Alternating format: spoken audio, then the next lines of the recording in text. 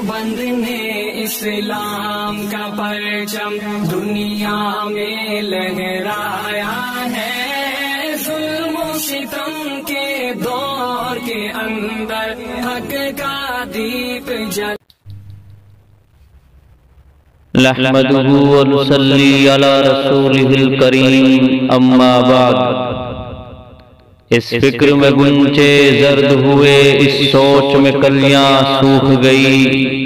आईन गुलिस्ता क्या होगा, दस्तूर बहारा क्या होगा। ए मौज हवादिस इनको भी दो चार थपेड़े हल्के से। कुछ लोग अभी तक साहिल पर तूफा का नजारा करते हैं। माज़ सामीन, मुल्क की आज़ादी के हवाले से चंद बातें पेश करना चाहता हूँ। मुल्क की आज़ादी में मुसलमानों का हिस्सा और मुल्क में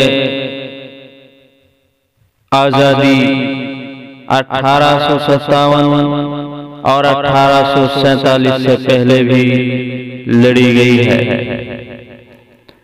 1799 में मुल्क की आज़ादी के लिए नवाब सिराजुद्दौला ने डटकर मुकाबला किया और वो मुल्क की आज़ादी के लिए कत्ल किए गए।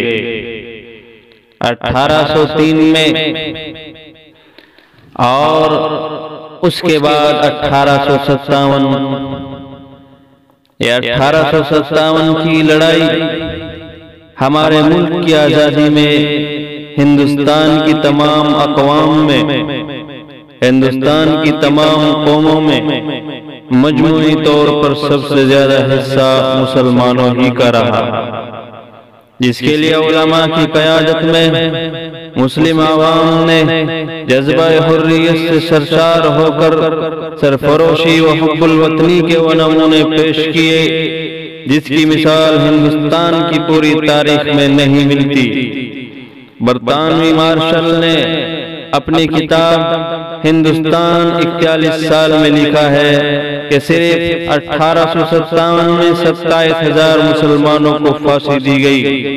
कत्लेआम में जो मारे गए उनका तो शुमार ही नहीं।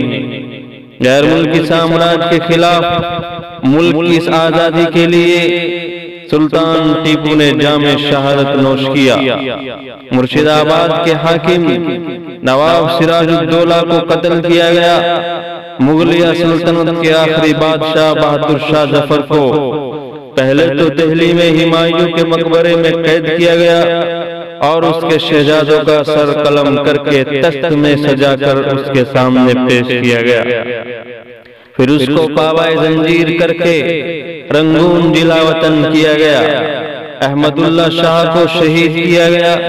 शेखुल हिंद मौलाना महमूद हसन रहमतुल्लाह अलैह को यूरोप ले जाकर बहरे रूम के जजीरा माल्टा में कैद किया गया। हजारों उलमा को फांसी दी गई और लाखों मुसलमानों को जेलों में कैद करके नाकाबिले यकीन सजाएं दी गई।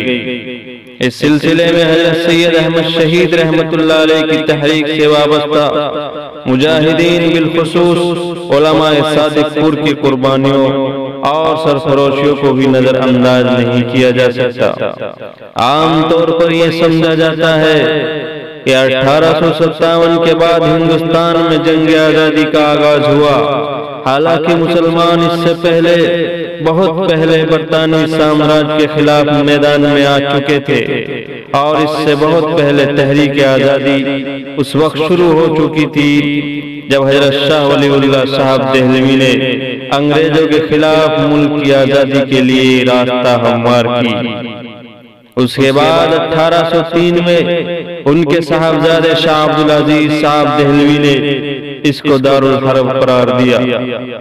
1757 में नवाब सिराजुद्दौला ने उनके खिलाफ पलासी के मकाम पर और नवाब हैदर अली ने 1776 में मैसूर में उनका मुकाबला किया और अंग्रेजों को मुल्क से बाहर करने की ये तहरीक पूरे मुल्क में चल पड़ी और 1947 में मुल्क की आज़ादी के साथ ही इसका इख्तिताम हुआ। मेरे भाइयों, मुल्क की आज़ादी सिर्फ 1947 या 1857 ही नहीं, इस आज़ादी के लिए बहुत पहले से हम लोग मैदान में आ चुके थे।